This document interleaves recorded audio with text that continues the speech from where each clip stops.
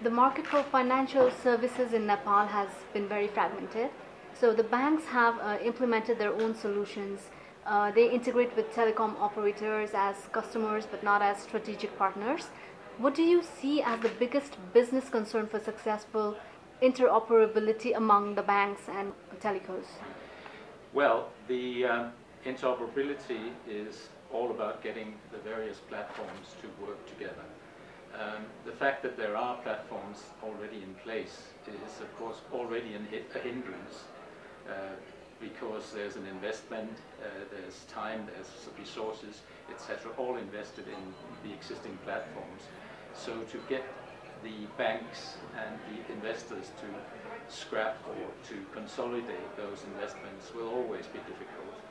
And there's the sort of the ego of the banks that they think that their solutions are better than the other bank solutions, etc.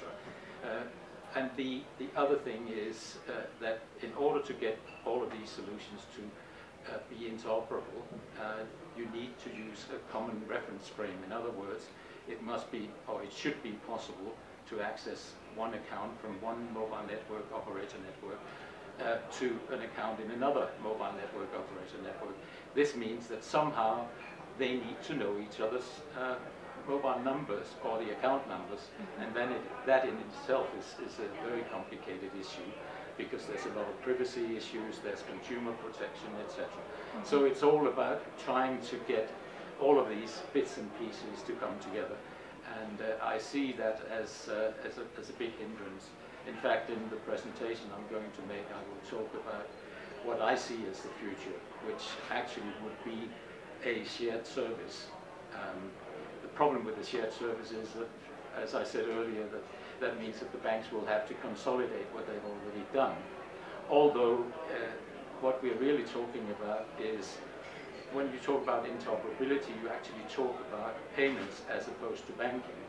So if the banks already have a mobile banking platform that allows the customers to do banking, that can actually be left on its own. And it's only the payment, which is actually a payment between the M2M payments, as it's called, between several banks and several MNOs, or between all banks and all MNOs. That requires consolidation. That requires that all the banks use the same reference framework, etc.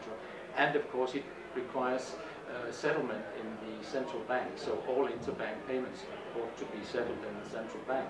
So one of the requirements that I also will highlight in the presentation is that at the moment the Nepal Rasta Bank does not have a real-time gross settlement system, and a real-time gross settlement system is a prerequisite for this, to do the consolidation of all of the payments, to do the settlement of all of the payments. So there are a number of elements that have to be put in place, and one of them is actually the responsibility of the central bank.